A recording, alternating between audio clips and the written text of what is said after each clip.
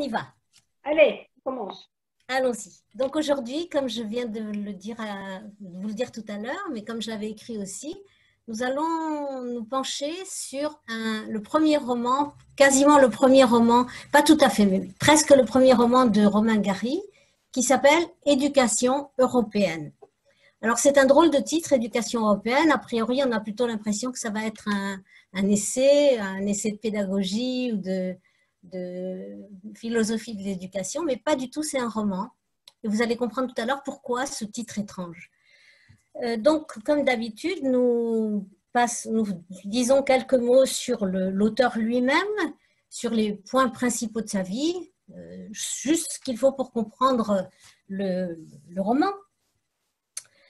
Romain Gary est né en 1914, donc Première Guerre mondiale, début de la Première Guerre mondiale, à Vilnius, qui s'appelle aussi, selon les époques et selon les propriétaires, si j'ose dire, Vilna ou Vilno. À cette époque-là, Vilnius, j'espère que c'est le bon nom que j'ai choisi, je crois plutôt que c'est Vilno à l'époque russe, était donc justement dans l'Empire russe. Et voilà pour sa naissance, et il est mort en 1980 à Paris. La ville a été successivement russe, polonaise et lituanienne, ce qu'elle est aujourd'hui encore, c'est la capitale de la Lituanie. Romain Gary a eu un nombre extraordinaire de cordes à son arc, si j'ose dire. Il a été aviateur, militaire, résistant, diplomate, romancier, scénariste, réalisateur. Voilà parmi les fonctions très variées qu'il a occupées, les champs d'action très variés dans lesquels il s'est distingué. De son vrai nom, il s'appelait Romain Katsev ou Katsev. C'est un juif yiddishisant. Il est né, donc, comme je vous l'ai dit, dans l'Empire russe. Et Katsev en yiddish, Katsev ou Katsev, ça s'écrit K-A-C-E-W, ça veut dire un boucher. En yiddish, c'est de l'hébreu d'ailleurs aussi, Katsav, c'est un boucher. Et il a, au cours de son enfance, il a eu une enfance assez voyageuse puisque ses parents se sont déplacés à cause de la guerre, mais aussi pour d'autres raisons, se sont déplacés dans différents endroits. Il est parti donc à un moment donné à l'intérieur de la Russie. Ensuite, il a eu aussi une enfance un peu bousculée dans la mesure où son père a quitté la maison en 1925 et est allé épouser une autre femme dont il a eu des enfants. Sa mère l'a donc élevé seule. Elle a eu beaucoup de difficultés à l'élever seule, des difficultés financières entre autres. Et en 1928, ils sont partis en France où ils ont abouti à Nice. L'histoire de son enfance à Nice, vous l'avez dans un de ses ouvrages qui est La promesse de l'aube, que certains d'entre vous connaissent très certainement. J'ai appuyé. En bas le micro, J'ai fait. en bas à gauche. J'ai fait. C'est bon. Bonjour. Bonjour. Et donc, oui, je parlais de La promesse de l'aube, sur laquelle je reviendrai un tout petit peu tout à l'heure. Il fait ensuite des études de droit dans le midi de la France, à Aix-en-Provence, puis à Paris.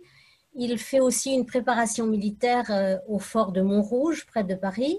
Il acquiert la nationalité française en 1935 et il intègre l'armée de l'air en 1938. À partir de là, son métier, sa vie se confond avec ce qui se passe pendant la guerre, puisque très vite, dès 1940, il va rejoindre la France libre, non pas tout de suite à Londres, mais en faisant un détour par Alger, par le Maroc, d'où il retourne ensuite en Écosse, à Glasgow, et il s'engage dans les forces aériennes françaises libres, où il va combattre durant toute la guerre, d'abord donc au Moyen-Orient, et ensuite, à partir de 1943, il va faire partie d'un groupe qui s'appelle le groupe de bombardement Lorraine, qui va accumuler les missions de bombardement en Europe continentale.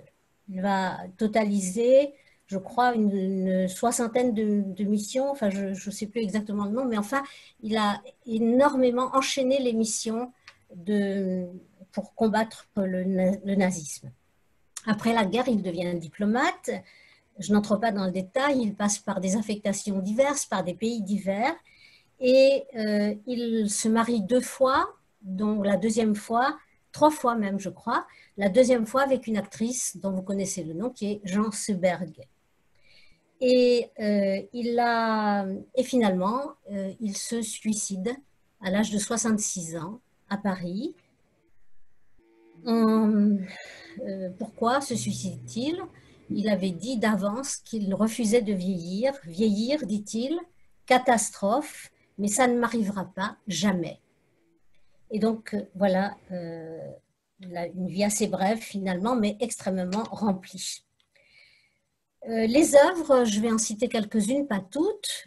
Ce n'est pas un auteur extrêmement prolixe. Son premier roman, donc, qui n'est pas tout à fait éducation européenne, son premier roman s'appelle Le vin des morts, le vin des morts. Il a été publié en 1900, il voulait le publier en 1937, mais il a été refusé par les maisons d'édition et il a été finalement publié en 2014 seulement, donc bien après la notoriété extraordinaire de Romain Gary. Ses œuvres les plus connues sont, outre Éducation européenne, dont je vais dire un mot dans un instant, Les Racines du ciel, pour lesquelles il a obtenu le prix Goncourt en 1956, La promesse de l'aube, que j'ai évoquée tout à l'heure, qui est son autobiographie et plus exactement, qui est centrée sur sa mère, sur une mère extrêmement juive, si j'ose dire, une yiddish maman, mais extrêmement, du moins telle qu'il en fait le portrait, extrêmement attentive à son fils et absolument désireuse que ce fils réussisse et en quelque sorte prenne la revanche des exils successifs et de la condition d'étrangère qu'elle a eue d'un pays à l'autre. Enfin, le dernier, le plus connu très certainement, qu'il a publié, comme vous le savez, sous le nom d'Émile Ajar, c'est La vie devant soi, qui a été l'objet de toute une affaire mystérieuse. Qui était cet Émile Ajar, et on a fini par trouver, pas mal de temps après, que Émile Ajar et Romain Gary ne faisaient qu'un. Alors, ce qui est assez amusant, c'est que pour ce roman, La vie devant soi, il a obtenu un deuxième prix Goncourt, ce qui est rigoureusement impossible, mais qu'on a attribué, dans l'ignorance de sa réelle identité, qu'on a attribué à Émile Ajar et qu'il a refusé.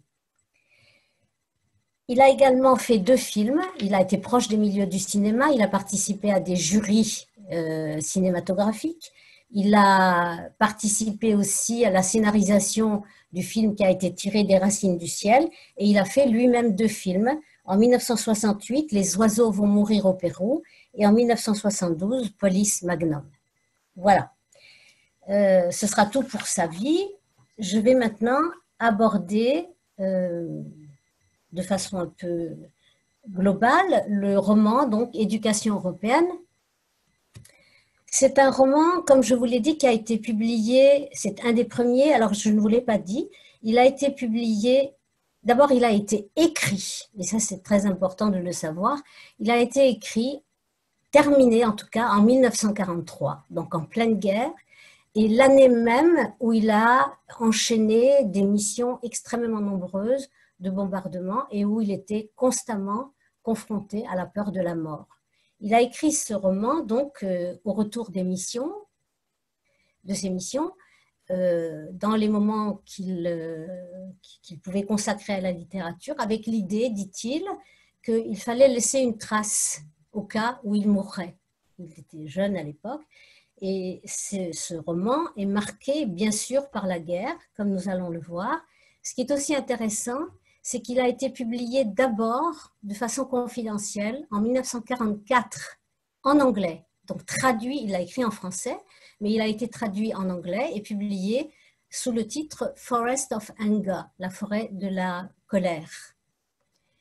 Et ensuite, en 1945, il a été publié chez Kalman Levy sous son titre actuel, Éducation européenne, titre que lui n'avait pas choisi, mais que l'éditeur lui a plus ou moins imposé. Et ensuite, il a été republié en 1956 avec beaucoup de modifications et de remaniements.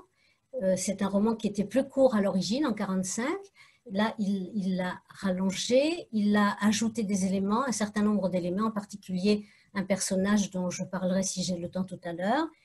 Et il a obtenu donc, mais déjà en 1945, pour sa première version, il avait obtenu le prix des critiques.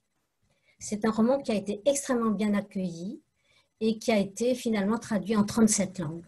Pardon, en 27 langues, ce qui est déjà pas mal. Bien, alors ça c'est pour la publication, la parution. Dans sa forme actuelle, dans l'édition où moi je l'ai relu, donc en folio, il a 270 pages. C'est un roman divisé en 33 chapitres relativement courts, suivi d'un épilogue. L'action se passe donc dans les environs de Wilno, dans les forêts touffues qui entourent Wilno. Et elle se passe de septembre 42 jusqu'au printemps 45. Et l'épilogue, lui, dont je dirai un mot tout à l'heure, se situe en 1948. Donc, de septembre 42 à la presque libération du printemps 45, le roman commence lorsque la bataille de Stalingrad est en cours. Comment le sait-on? Parce que justement, au début du roman, ce sera la localisation temporelle que l'auteur va donner à travers la bouche d'un de ses personnages. L'action elle-même, je vais peut-être faire un très rapide résumé du roman, mais je m'attarderai comme d'habitude davantage sur un texte. L'action est la suivante. Le roman commence au moment où le héros principal, le protagoniste, qui s'appelle Janek Tardowski, en fait Jean Tardowski, qui a 15 ans. Donc, Janek est conduit par son père, médecin, dans les environs de Wilno, et conduit à une cachette dans la forêt. Une cachette que son père et lui-même ont aménagée dans la forêt et que son père lui a aménagée parce que les choses s'aggravent dans la ville de Wilno, dans la région, et que ses deux frères, les deux frères de Janek, ont été tués. Donc, comme le dit son père, tu es tout ce qui nous reste. Nous ne voulons pas que tu sois tué, tu vas te cacher. Et ils apportent dans cette cachette qui est blindée littéralement parce que le toit est fait d'une porte blindée qui a été arrachée à un train dans un sabotage. Eh bien, on va mettre dans cette cachette des pommes de terre, des quantités, 10 sacs de 50 kilos de pommes de terre qui vont permettre à Janek de tenir pendant l'hiver qui s'annonce terrible.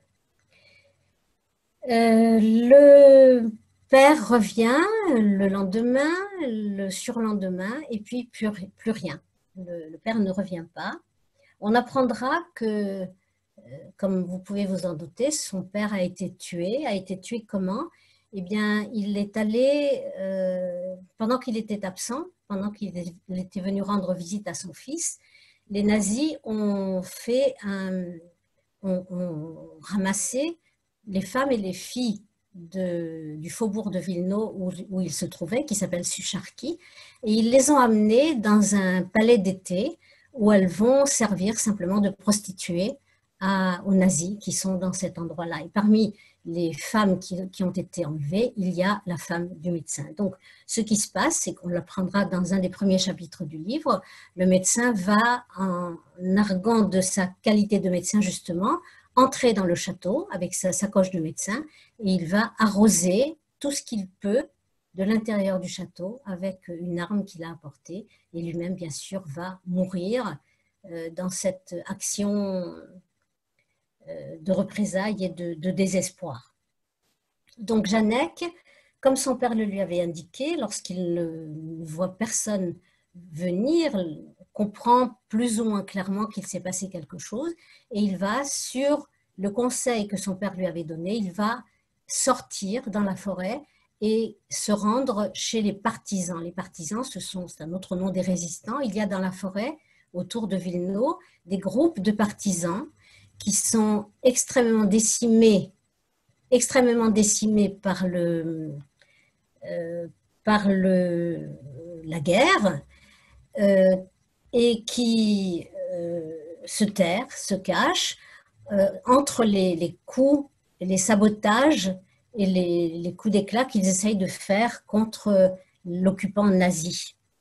Il va donc entrer dans un de ces groupes de partisans et il va vivre avec eux, mais il va conserver, là encore, selon les instructions de son père, il va conserver sa cachette secrète sans en parler à personne, de manière à pouvoir toujours avoir un point de chute ou de retrait en cas de danger. Donc, dans tout le roman, nous allons avoir la vie de Janek au contact de ses partisans, qui sont des personnes extrêmement diverses. Alors, nous ferons connaissance avec eux. Lui-même va effectuer des missions de contact avec d'autres groupes de partisans, mais surtout avec les villages environnants. L'un des lieutenants du groupe va lui demander à un moment d'apporter une lettre à sa fiancée qui se trouve dans la ville.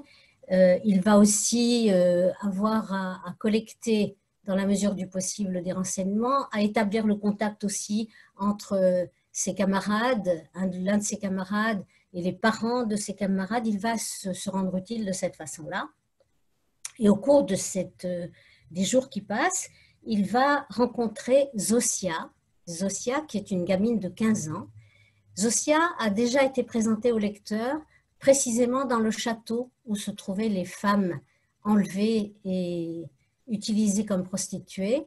Zosia, malgré son jeune âge, 15 ans, était elle-même une des prostituées, mais à la différence de celle qui avait été emmenée, elle est utile aux partisans parce qu'elle va, à la faveur de cette action et de son jeune âge, elle va rapporter des renseignements extrêmement précieux et indiquer aux partisans tout ce qu'elle apprend. La situation est propice pour recevoir les confidences des soldats nazis. Zosia et Janek vont tomber amoureux l'un de l'autre, et d'autant plus tomber amoureux qu'ils sont tous les deux très jeunes, ils ont 15 ans tous les deux, ils sont beaucoup plus mûrs que leur âge, que leur jeune âge ne le laisserait deviner, et ils vont donc se cacher beaucoup dans la fameuse cachette secrète de Janek, tout en continuant de vivre avec le groupe. On assiste donc d'un chapitre à l'autre aux opérations de sabotage, aux expéditions pour essayer d'empêcher le départ, par exemple, d'un groupe de camions pour Stalingrad, groupe de camions porteurs d'armes dangereuses. Et bien sûr, au cours de ces opérations, les camarades et les amis, certains amis de Janek vont trouver la mort, et c'est extrêmement poignant, cette mort brutale des uns ou des autres. D'autre part, un des personnages, pourrait-on dire aussi, extrêmement présent, c'est l'hiver polonais ou l'hiver russe dans cette forêt qui est absolument terrible, qui est meurtrier. On meurt de froid, de faim, de maladie aussi, de désespoir et de violence également. Je vous lis 2 lignes juste pour vous montrer un petit peu le climat.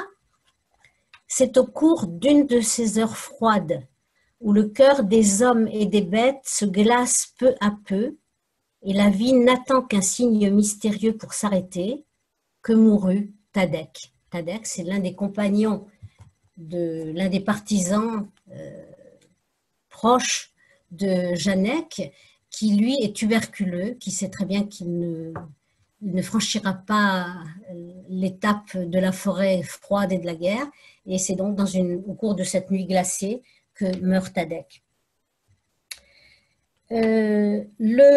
L'épilogue, comme je vous l'ai dit, après cette plongée dans le quotidien extrêmement dur des partisans dans la forêt en hiver, L'épilogue se place en été. Nous sommes en été et c'est en août ou en juillet 1948.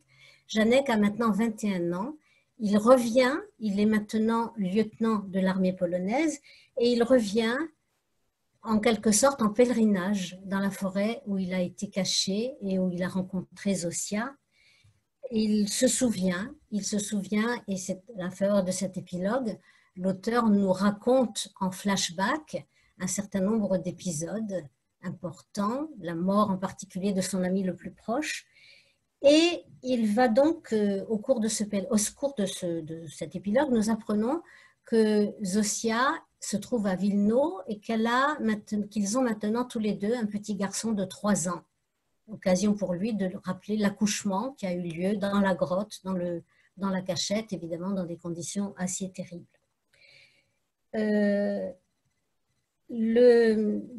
Au cours de cet épilogue, dans ce pèlerinage après coup, Janek va apporter un livre. Ce livre s'appelle « Éducation européenne ». Ce livre a été écrit au cours des années de guerre, donc entre 43 et 45, par son ami le plus proche, qui s'appelle Dobransky. Dobransky, j'en dis 2 mots maintenant, je l'évoquerai un tout petit peu plus tout à l'heure. Dobransky est un personnage tout à fait particulier, c'est un poète, c'est un écrivain, quelqu'un qui croit dans les mots, qui croit aussi dans la bonté des hommes, malgré tout, malgré l'horreur, malgré la violence et malgré la guerre, et qui a écrit ce livre « Éducation européenne » pour, dit-il à son ami, pour qu'on se souvienne de nous et qu'on ait honte de ce que des hommes sont capables de faire à d'autres hommes. Malheureusement, et nous l'apprenons aussi dans l'épilogue, Dobransky est mort, tué par une balle, quelques heures avant la libération. Et donc, il a demandé, c'est une mission qu'il a confiée à Janek, donc Libération 45, de terminer le livre pour lui et de le publier et de le... Alors, il ne lui a pas demandé de le déposer, mais c'est une offrande que dans ce pèlerinage, Janek va déposer sur le lieu ou dans la cachette où il s'est trouvé. C'est ainsi que se termine le livre, sur ce pèlerinage et ce retour sur la violence. Les personnages, là aussi je les évoque très très rapidement. Nous avons le père qui apparaît juste au début du roman, pendant les 2 premiers chapitres, je vous en ai parlé tout à l'heure, qui se sacrifiera en semant la mort par désespoir, parce qu'il n'y a rien d'autre à faire que de se sacrifier. Il y a les partisans, je vais les évoquer très très rapidement. J'ai parlé de Dobransky, qui est le personnage le plus important pour Janek, puisque c'est en même temps celui qui va l'initier, celui qui va être en quelque sorte son maître, mais c'est aussi celui qui écrit. Et ce personnage de Dobransky, c'est quelque part le double de l'auteur, puisque on a cette situation étrange d'un roman, Éducation européenne, en abîme dans un autre roman. Éducation européenne, c'est le titre du roman qui est écrit à l'intérieur du roman par Dobransky. Et ce Dobransky, donc, je parlerai tout à l'heure un petit peu de certains des chapitres du livre, parce que certains des chapitres du roman de Romain Gary sont extraits du livre qui, à l'intérieur de ce livre de Romain Gary, est écrit par Dobransky. Et donc, on a cette espèce de décalage en même temps que de correspondance et de parallélisme, mais aussi de décalage entre ce qui est écrit par Dobransky et ce qui veut être montré par Romain Gary. On a un certain nombre d'autres partisans, entre autres un résistant très, très, très pittoresque, qui est un boucher juif, vous voyez, boucher, Katsev, peut-être pas étonnant, pas anodin ou pas un hasard, s'il y a un boucher juif qui s'appelle d'ailleurs Yankel et qui, lui, part tous les vendredis soirs à la synagogue. Alors, comment part-il à la synagogue? Évidemment, dans une synagogue clandestine. Dans une synagogue clandestine qui se trouve dans les ruines d'une poudrière. Et c'est un chapitre extrêmement pittoresque où on voit, pittoresque en même temps drôle et en même temps tragique, parce qu'on voit l'officiant, qui est Yankel d'ailleurs justement, partagé entre la terreur que les Juifs rassemblés là soient découverts, et on regarde tout le temps, on essaye de mettre des gens, de demander à des gens de faire le guet, et en même temps, on est dans la prière, dans les mots hébraïques du Lechadodi, des chants qui accueillent le Shabbat. On a un autre partisan qui est un indécrottable communiste qui s'appelle Pech. On a un autre partisan qui s'appelle Krylenko, qui est, alors ça aussi c'est un personnage assez truculent, qui est le père colérique, irascible d'un général soviétique, un général soviétique avec lequel il est brouillé. Il a des reproches très précis à faire à son fils. Comment son fils n'a-t-il, alors qu'il était général, a-t-il pu ne pas défendre le village de son père? Et évidemment, le général soviétique, qui après deviendra un héros de Stalingrad, avait d'autres priorités que de libérer le village de son père. On en a quelques autres. L'un d'entre eux, Jablonski, va être retrouvé pendu avec sa fiancée sur une place de Vilno. 3 frères également qui font tout ensemble, manger, boire, dormir et se battre. Et Shmura, celui dont je vous ai évoqué la mort tout à l'heure. On a aussi une galerie de ce que j'appellerais des collabos. Sauf que ces personnages sont évoqués pour certains avec une certaine tendresse, même par Romain Gary, parce que pour certains d'entre eux, bon, il y a ceux qui sont des salauds intégraux, pardonnez-moi pour la grossièreté de l'expression, mais qui sont vraiment des profiteurs et des gens qui ne poursuivent ou qui n'ont en vue que le profit immédiat. Mais il y en a d'autres qui sont beaucoup plus dans les nuances, qui essayent de sauver un petit peu, par exemple, un aubergiste, qui essaye de sauver les gens de son village et qui dit que si lui se met à faire de l'opposition, ben c'est tous les villageois qui vont être assassinés et dont les maisons vont être brûlées. Donc, on a aussi ces nuances-là. Et voilà. Hein. Donc, je crois qu'on va passer au texte que je vais vous proposer, que je vais vous partager. J'espère que je vais y arriver. Partager l'écran. Je vais donc Brissonnière. Donc, oh zut. Oh, merde.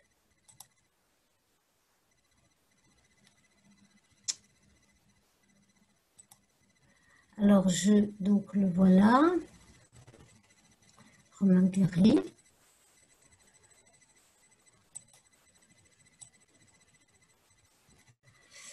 Alors.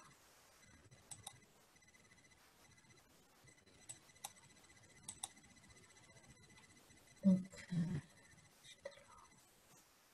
vous m'entendez toujours? Bon. On vous entend toujours.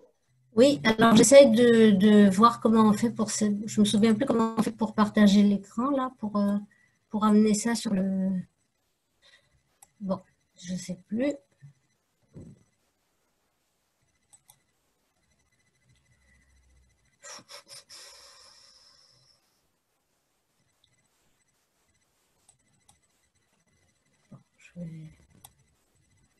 Je n'arrive plus à rattraper le truc là.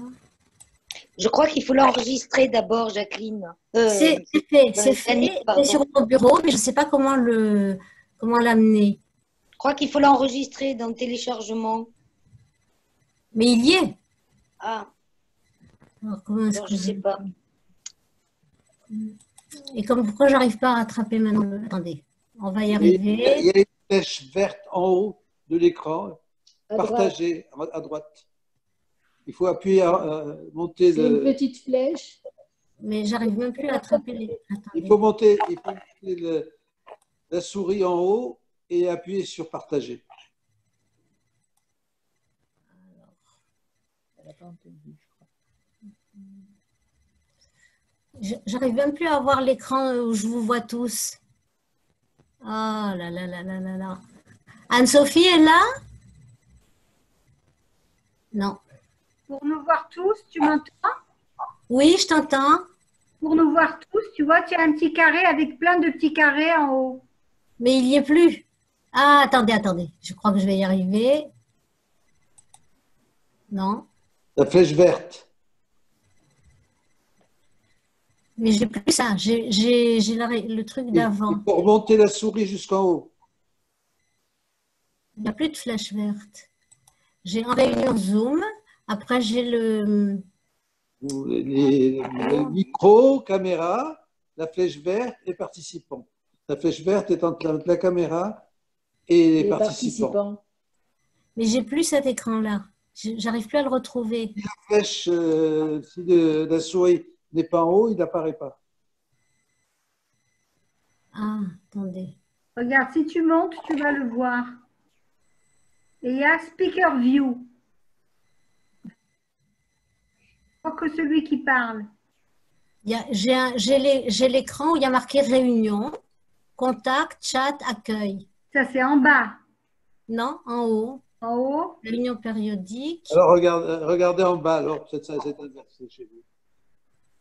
Tu as Share Screen. Enfin, moi, j'ai en anglais. C'est pas de la souris en bas. Partage l'écran. Tu as ça? Je ne l'ai plus. J'ai dû glisser sur un autre écran. Attendez. Ben non, je ne l'ai plus du tout, ça. Bon, ben écoutez, on va le faire. Qu'est-ce que tu as devant toi? J'ai café littéraire, lecture buissonnière en cours. Alors peut-être tu reviens à Zoom et tu marques de rejoindre le Zoom. Peut-être que tu es sorti? Non, non, je ne suis pas sortie puisque je vous entends. Ah là là là là. En bas de l'écran, Janine, tu n'as pas partagé.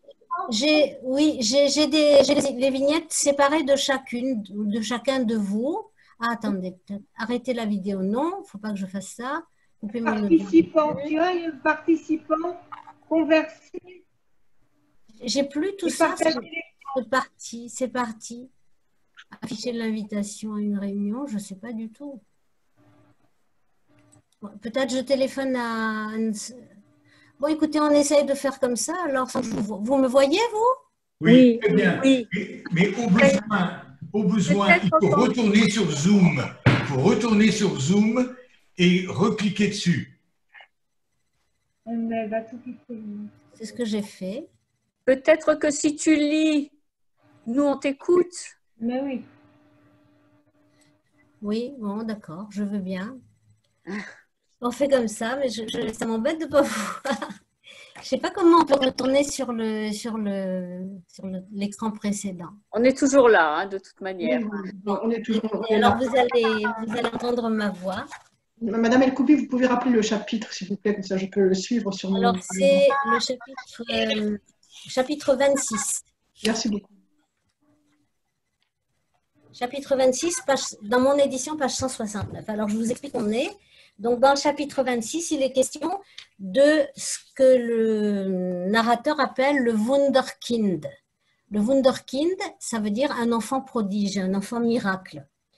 Dans ce chapitre 26, il est question d'un petit garçon juif. Le contexte est le suivant. Janek, donc, est venu transmettre un message à la ville et il est en train de manger des patates froides sous un porche quand il est surpris par un gamin en haillons, misérable, qui n'arrive pas à quitter des yeux la nourriture que Janek est en train de manger. Alors, l'enfant essaye de lui vendre une bâche qu'il a sur le dos en échange de quelques pommes de terre. Et Janek apprend que cet enfant fait partie d'une bande. Il y a beaucoup de bandes comme ça, de gamins, d'adolescents, des bandes violentes dont le fonctionnement s'appuie sur l'exploitation et l'asservissement des autres enfants. Il y a une espèce de pyramide de pouvoir qui descend depuis le chef, dont vous allez faire la connaissance tout de suite, sur les autres enfants, en particulier sur les filles, qu'on utilise à faire toutes sortes de travaux, et en tout cas qu'on utilise pour leur donner des ordres, et aussi les juifs. Et dans cette bande, il y a un petit juif qui s'appelle donc le Wunderkind, que tout le monde appelle le Wunderkind, et c'est ce passage-là que je vais vous lire. Le petit garçon exploiteur, si j'ose dire, parlant du Wunderkind, dit à Janek, il fait tout ce qu'on lui dit, c'est marrant comme tout. Et Janek va donc racheter, entre guillemets, cet enfant, ce Wunderkind. Pourquoi d'ailleurs l'appelle-t-on le Wunderkind? Je ne l'ai pas précisé, parce qu'il est violoniste. C'est un enfant qui a un violon, qui joue du violon. Et Janek va donc racheter cet enfant à la bande pour un sac de patates et l'emmener dans la forêt. Je vais donc vous lire 2 pages dans lesquelles, justement, Janek rencontre le petit garçon au violon et va l'emmener dans la forêt. Mais nous n'irons pas jusqu'au moment où il l'emmènera dans la forêt. Le chef de la bande s'appelle Zbich Kurtzawa. Je lis. Zbich Kurtzawa le regarda fixement. « C'est pour ça que tu es venu, n'est-ce pas ?»« Oui. »« Eh bien, vas-y, ça ne coûte rien. » Janek trouva l'enfant penché sur un feu de bois. Il faisait bouillir l'eau et pleurait silencieusement. « Comment t'appelles-tu » L'enfant sursauta, tourna vers Janek un visage terrifié. « Wunderkind, Wunderkind » répéta-t-il rapidement comme un automate. « Je chante, je joue du violon, je danse et je fais le beau. Ne me battez pas. »« Je ne te battrai pas. Personne ne te battra plus si tu sais jouer du violon. » Le Wunderkind lui jeta un regard incertain. Son violon était appuyé contre un mur. Janek tendit la main. « N'y touchez pas !» hurla le gosse. « Zbich Kurtzawa te cassera la gueule si tu y touches. » Je n'ai pas l'intention d'y toucher et je n'ai pas peur de Zbich Kurtzawa. Ce n'est pas vrai. Tout le monde a peur de lui. Sais-tu jouer du violon, oui ou non? L'enfant le regarda attentivement. Tu aimes la musique? Beaucoup. Alors, tu ne me battras pas. On ne peut pas aimer la musique et me battre. Tu ne diras à personne?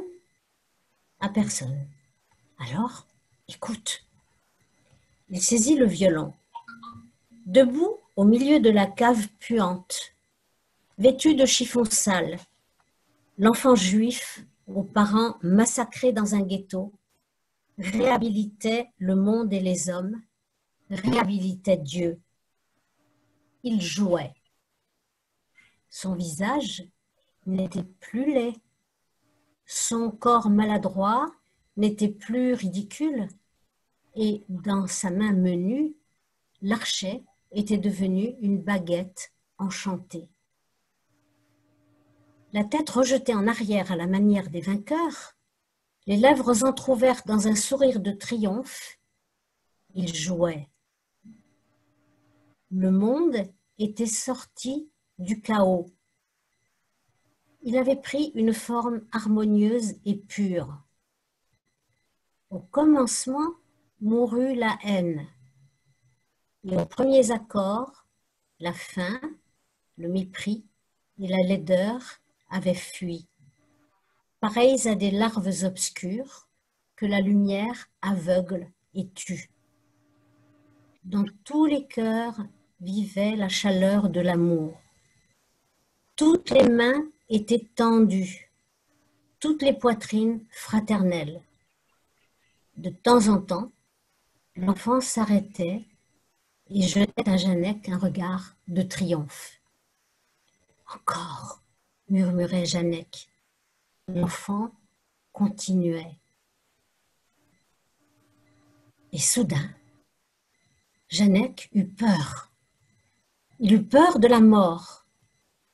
Une balle allemande, le froid, la faim, et il disparaîtrait avant d'avoir bu dans son âme le Graal humain, créé dans la peste et dans la haine, dans les massacres et le mépris, à la sueur de leur front et au prix de leurs larmes de sang, dans la grande souffrance du corps et de l'esprit, dans la colère ou l'indifférence du ciel, le labeur incomparable de ces fourmis humaines qui ont su en quelques années de vie misérable créer de la beauté pour des millénaires. Et ils me battent, dit soudain l'enfant d'une voix amère, et ils me font laver le sol avec ma langue. Comment t'appelles-tu, murmura Janek. Monique Stern, dit l'enfant. Mon père disait que je serais un grand musicien, comme Yashar Heifetz ou Yehudi Menuhin. Mais mon père est mort et ils me battent. Veux-tu venir avec moi? Où cela? Dans la forêt, chez les partisans. J'irai n'importe où, pourvu que je sorte d'ici. Mais ils ne me laisseront pas sortir. Je suis leur juif, leur souffre-douleur. Sans moi, ils vont s'entretuer. On verra, dit Janek entre les dents. J'ai eu du mal à choisir le passage que j'allais vous proposer, parce que, évidemment, j'ai dû le couper pour qu'il soit à une longueur qu'on puisse un petit peu utiliser. Mais ce passage m'a paru extrêmement riche et parlant. Pourquoi? Parce que, si vous voulez, ce qui m'a immédiatement frappé, c'est d'une part l'alternance entre la violence de l'entourage, la violence de la guerre, et le monde de la musique qui est une espèce d'oasis de bien-être. Et il y a un contraste extrêmement fort entre ces deux mondes. Mais également, ce qui m'a également frappé, c'est la personnalité, la double personnalité de l'enfant, de cet enfant violoniste, et aussi l'ambiguïté quelque part de Janek. Je vais essayer d'expliquer ces quelques points. D'abord, l'enfant lui-même. J'ai parlé de double personnalité, le mot n'est peut-être pas très bien choisi, en tout cas, un double visage de l'enfant. D'un côté, c'est un enfant qui n'est pas beau, qui est laid, qui est même ridicule, le mot est utilisé, qui est craintif, qui pleure beaucoup. D'ailleurs, même une fois dans la forêt, il ne va pas du tout s'adapter, c'est un enfant qui est tout à fait désadapté. On en dira un mot tout à l'heure. Il pleure beaucoup. Il est dans une situation de totale impuissance entre les mains de ses bourreaux. Et le nom de Wunderkind qu'il a intégré, dont il s'affuble lui-même, l'enfant prodige, c'est un mot qui est évidemment un mot que les autres garçons de la bande un nom qu'ils lui ont imposé de façon extrêmement ironique, parce que ce Wunderkind, cet enfant prodige, est devenu une larve, justement, pour réemployer un mot du vocabulaire de ce passage, une larve rampante qui n'a plus aucune autonomie, aucune liberté, aucune dignité, et dont comme vous l'avez vu, que l'on fait ramper par terre et à qui l'on fait lécher le sol pour le nettoyer.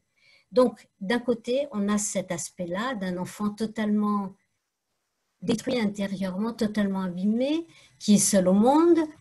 Et de l'autre côté, on a cette espèce de transfiguration qui se fait dès que l'enfant joue. Dès que l'enfant joue, il est littéralement transfiguré par la musique. Il devient d'impuissant, il devient puissant, puisqu'il a la tête rejetée en arrière à la manière des vainqueurs. Il a un sourire de triomphe, le mot triomphe est répété 2 fois. Et même cet enfant qu'on a décrit comme un enfant pas très beau, cet enfant va devenir justement, par la magie de l'archer, comparé à une baguette enchantée, va devenir un être absolument superbe, magnifique. La chose qui m'a également frappée, c'est que en arrière-plan de cette transfiguration de l'enfant et du monde qui l'entoure, parce que ce n'est pas seulement l'enfant qui est transfiguré, c'est également l'auditeur, Janek, qui lui se met à murmurer. Auparavant, c'était Janek qui parlait fort et l'enfant qui murmurait, parce qu'il avait peur. Maintenant, c'est Janek qui murmure et qui supplie, qui est en position de demande par rapport à cet enfant, qui lui dit encore, et qui lui dit encore en murmurant à voix basse. Donc, transfiguration aussi du monde. Il faut savoir que Janek, dans le reste du roman, est quelqu'un qui est extrêmement sensible à la musique. Il va rencontrer d'autres personnes,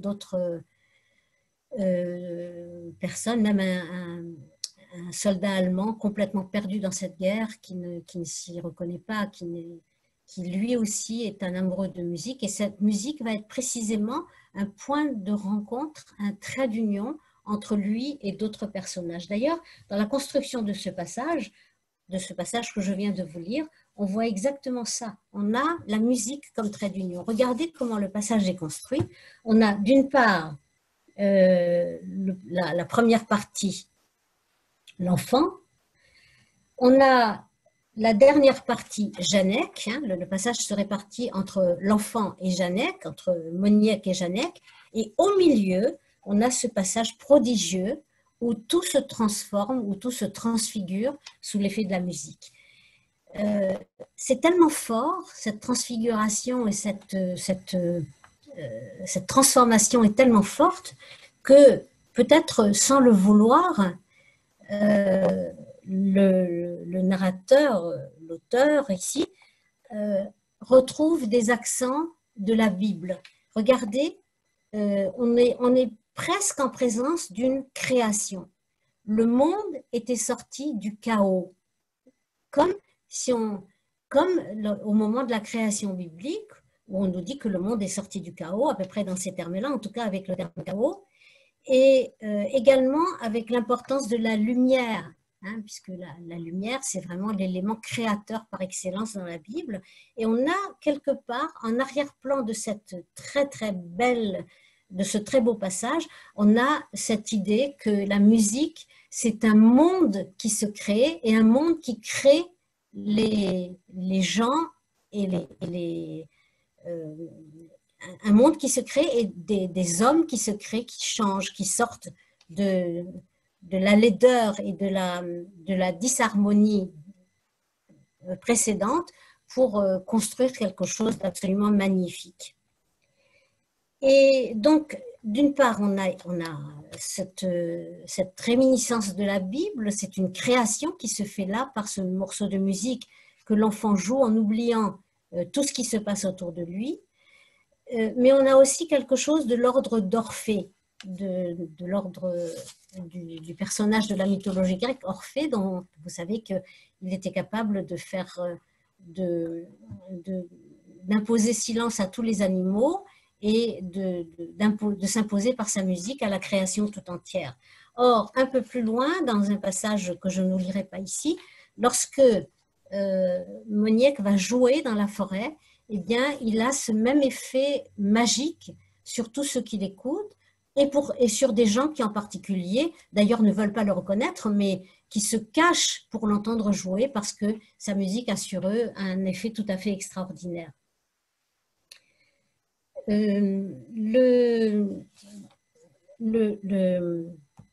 La musique, elle est de l'ordre de la création, mais elle est aussi de l'ordre de la rédemption. Ce sont des notions religieuses, bibliques, mais lorsque, au début du passage, lorsque l'enfant saisit le violon, eh bien,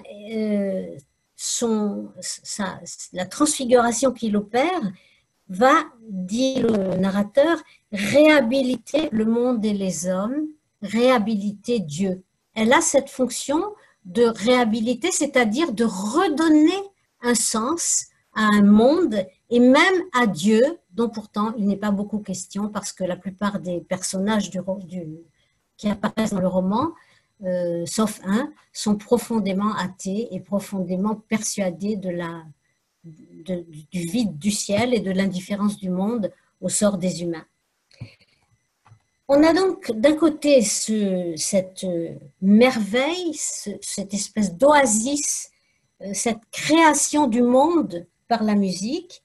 Et on a de l'autre côté la chute dans l'enfer. Lorsque, c'est le passage où Janek va tout d'un coup prendre une conscience horrifiée de la réalité de ceux qui l'entourent, et où c'est précisément la musique merveilleuse de l'enfant qui va tout d'un coup occasionner une prise de conscience, une espèce de lucidité nouvelle.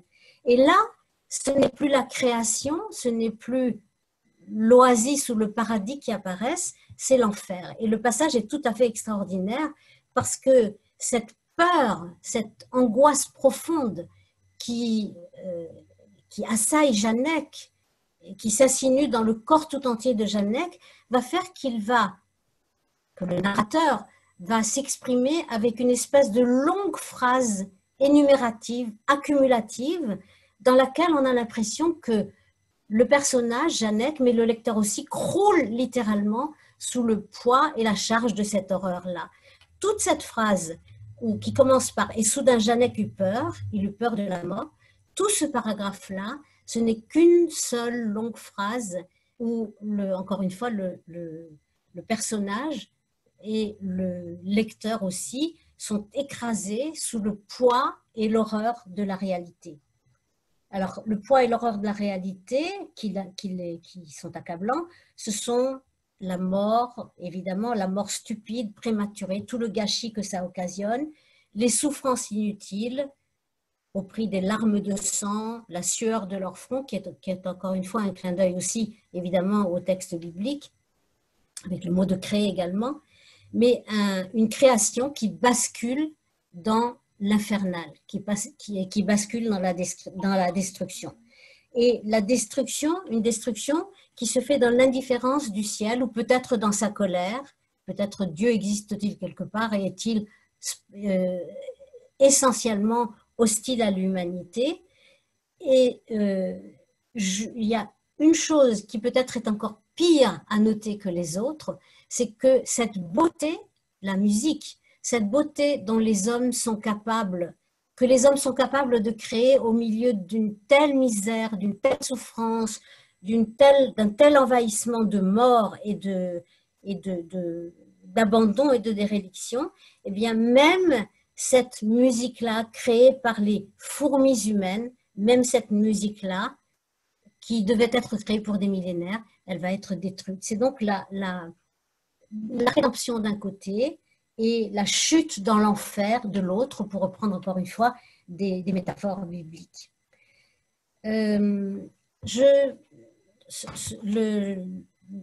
le roman va être habité par le pessimisme du narrateur et l'angoisse du narrateur qu'exprime bien Janek, opposé en contraste avec cette volonté de Dobransky, qui peut-être est une autre facette de l'auteur lui-même, de réhabiliter l'homme, de ne voir en lui que des facteurs extérieurs qui le poussent à être méchant. Vous vous rappelez, nul n'est méchant volontairement.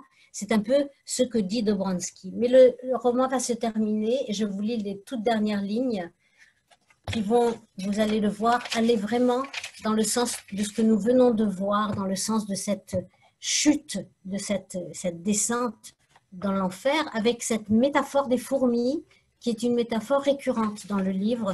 Les fourmis qui sont ces insectes travailleurs, industrieux, pour qui seul compte le travail, pour qui seul compte le fait de porter une brindille de paille un peu plus loin, malgré toute la destruction et toute la misère ambiante. Je vous lis les quelques lignes de la fin. Donc le Twardowski, comme je vous l'ai dit, va poser par terre ce livre Éducation européenne en souvenir et en pèlerinage. Il le pose par terre, mais il y a par terre, donc, il le pose sur le chemin des fourmis. Je lis, mais il faudrait bien autre chose pour forcer les fourmis à se détourner de la route millénaire. Elles grimpent sur l'obstacle et trottent, indifférentes et pressées, sur les mots amers tracés sur le papier en grandes lettres noires, éducation européenne. Elles traînent avec obstination leurs brindilles ridicules. Il faudrait bien autre chose qu'un livre pour les forcer à s'écarter de leur voie, la voie que des millions d'autres fourmis avaient suivie avant elles, que des millions d'autres fourmis encore avaient tracée. Depuis combien de millénaires peine-t-elle ainsi? Et combien de millénaires lui faudra-t-il peiner encore à cette race ridicule, tragique et inlassable? Combien de nouvelles cathédrales vont-elles bâtir pour adorer le Dieu qui leur donna des reins aussi frêles et une charge aussi lourde? À quoi sert-il de lutter et de prier, d'espérer et de croire? Le monde où souffrent et meurent les hommes est le même que celui où souffrent et meurent les fourmis. Un monde cruel et incompréhensible, où la seule chose qui compte est de porter toujours plus loin une brindille absurde, un fétu de paille toujours plus loin, à la sueur de son front et au prix de ses larmes de sang, toujours plus loin, sans jamais s'arrêter pour souffler ou pour demander pourquoi. Voilà, alors c'est un... on va essayer de vous... Mais je ne sais pas comment vous donner la parole, vous allez la prendre tout seul, parce que j'arrive plus du tout à reprendre l'écran d'avant. Donc, vous vous annoncez et vous prenez la parole si vous avez quelque chose à ajouter ou des remarques à faire.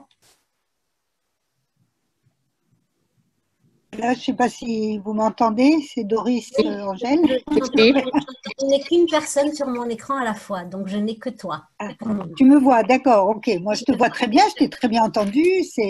Alors, pour moi, c'est vraiment une révélation sur ce roman, puisque je ne savais pas du tout que Romain Gary avait écrit sur Vilnius, Vilna, Vilne en yiddish. Hein.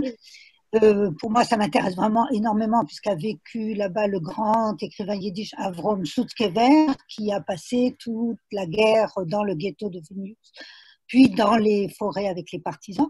Alors, ce qui est vraiment intéressant dans ce roman, c'est que c'est finalement un roman presque, comment dire, qui prédit l'avenir, quoi. C'est-à-dire, il a été écrit, donc tu dis, en années 43, il va jusqu'en 45 et en 48. Alors, c'est assez étonnant qu'un auteur comme ça se projette dans un roman qui est quand même un peu historique, et ça pose aussi la question de qu'est-ce qu'on savait exactement en 43 de ce qui se passait à Vilnius. Alors, il parle pas du ghetto, tellement il parle pas des exécutions massives. Enfin, il y a quand même beaucoup de choses qui sont imaginaires dans ce qu'il raconte. Absolument, absolument. Vous m'entendez encore? Oui. Oui, non, parce qu'il n'a pas du tout, il n'a absolument pas vécu ce qu'il raconte. Il n'a pas, à l'époque, comme je vous l'ai dit, il était en train de faire la guerre et de combattre dans les rangs de l'aviation alliée. Et il connaissait bien sûr quand même l'antisémitisme. Il en avait fait connaissance tant qu'il habitait encore en Europe de l'Est. Mais ce qui s'est passé pendant la guerre, non, je ne crois pas du tout qu'il n'axe pas sur la question des Juifs ou sur les massacres. Oui, alors que plusieurs personnages sont juifs quand même. Et ce mot de Wunderkind, c'est un mot yiddish. Enfin, c'est. Tout à fait. Je pense qu'il parlait yiddish, très certainement. Maintenant, je ne crois pas, ça m'étonnerait qu'il ait été au courant. Je ne crois pas. En tout cas, pas dans les détails que nous avons connus par la suite. Sûrement pas.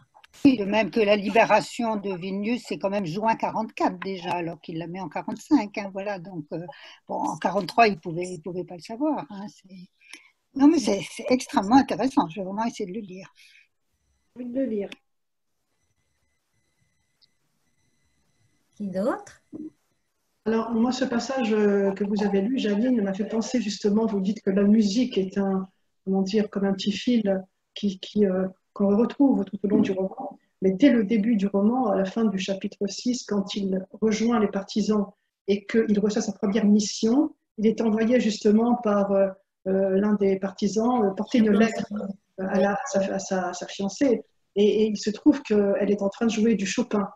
Et il reste muet et inerte, enfin comment dire, immobilisé par cette beauté de la musique.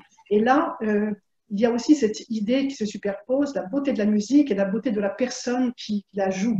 Alors voilà, cette idée de la musique qui revient qui est présent Tout à fait. Tout à fait. du roman. Oh, il y a un autre personnage, le personnage allemand, le Augustus Schröder, qui est ce personnage qui s'occupe de l'intendance dans l'armée allemande, mais qui n'est pas du tout dans le vent et dans le climat de la guerre. Il regrette beaucoup que son fils, dont il lui montre la photo, soit lui un guerrier. Mais lui, Augustus Schröder, c'est un musicien, il fabrique des jouets musicaux et il n'est pas du tout à sa place. Et avec ce personnage-là, il va aussi, dans la mesure où c'est possible, avoir ce trait d'union de la musique. Exactement. J'ai lu beaucoup de livres, c'est Eliette. J'ai lu beaucoup de livres de Romain Gary, Émile Ajar. Mais alors, celui qui m'avait le plus impressionné, c'était Au-delà de cette limite, votre ticket n'est plus valable, qu'il a écrit en fin de compte 5 ans avant de se suicider. Tout à fait. Ouais. Et celui-là, je ne l'ai pas lu. Alors, ce sera une bonne idée de lecture pour. Ah oui.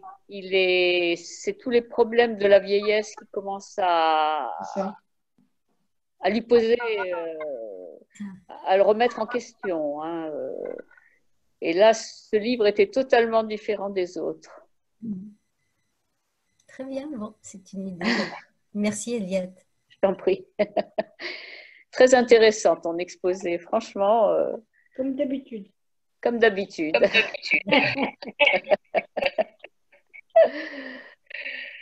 Oui, je crois que ce que tu as dit, Janine, hein, c'est-à-dire c'est vraiment quelqu'un qui avait des facettes multiples, aussi bien dans sa vie que dans sa littérature. Hein. Là, on parle de romans vraiment extrêmement différents et c'est étonnant aussi qu'il ait tellement pu changer de style pour écrire après Émile Ajar. Enfin, tu l'as bien dit, c'est vraiment quelque chose d'incroyable presque. Hein. Tout à fait. Mais c'est quelqu'un qui aimait beaucoup se cacher et il a constamment joué avec, par exemple, quand il parlait de ses parents, il a fourni des versions complètement différentes concernant son enfance, concernant même son nom. Il a changé son nom, il a raconté, par exemple, ceux qui ont lu La promesse de l'aube, savent cette histoire très, très émouvante où sa mère aurait écrit 250 lettres qu'elle a fait envoyer parce qu'elle savait qu'elle allait mourir et comme elle ne voulait pas qu'il le sache, elle lui a fait envoyer par une amie 250 lettres pendant 3 ans pour qu'il continue à penser qu'elle était en vie. Et en fait, c'est faux ça, c'est complètement inventé. Ça n'a pas existé du tout. Et il joue à cache-cache constamment. Alors Émile Ajar, il a pris d'ailleurs d'autres pseudonymes également. Et il joue à cache-cache avec le style également. C'est sûr, la vie devant soi, ça n'a pas grand-chose à voir avec ce qu'on connaît par ailleurs de Gary. Il aime se cacher, il aime se cacher derrière des choses et jouer des tours aussi. C'est tout un art. Hein. Tout à fait. C'est quelqu'un que j'aime beaucoup, vraiment. Alors, il me semble que justement la personne qui a découvert le poteau rose pour savoir qui se cachait sous l'identité d'Émile Ajar, c'était une écrivain d'origine russe également, et qui a détecté dans la façon d'écrire, dans la technique littéraire, et qui a dit c'est forcément un Russe qui a dû écrire ça. C'est à partir de là, je crois qu'ils ont découvert que c'était Romain Gary. Oui. C'est vrai que l'écriture est assez particulière également. Il a mis en avant son neveu comme étant l'auteur de La vie de Ajar, La vie devant soi. Oui. Il y a eu d'ailleurs des quiproquos lorsqu'il s'était agi de le récompenser. Exactement. Le neveu ne voulait plus se mettre de côté. Enfin, il y a eu. Je trouve surtout que Romain Gary, en fait, on ne sait pas qui il est. Il a donné des versions très différentes de sa biographie. Et je trouve que tu disais qu'il se cachait. Oui, et je trouve que, en fait, il veut s'effacer. Je crois qu'il ne veut pas laisser de traces. Moi, j'ai l'impression, d'une certaine manière, qu'il veut nous fourvoyer sur les différents chemins que nous pourrions prendre pour le découvrir. Et les facettes. Il brouille les pistes. Brouille les pistes, oui, tout à fait. Je crois que c'est pas qu'il ne veut pas laisser de traces, il veut laisser des traces multiples pour égarer ceux qui le cherchent. Je pense que ça, oui, ça me paraît assez juste. Peut-être.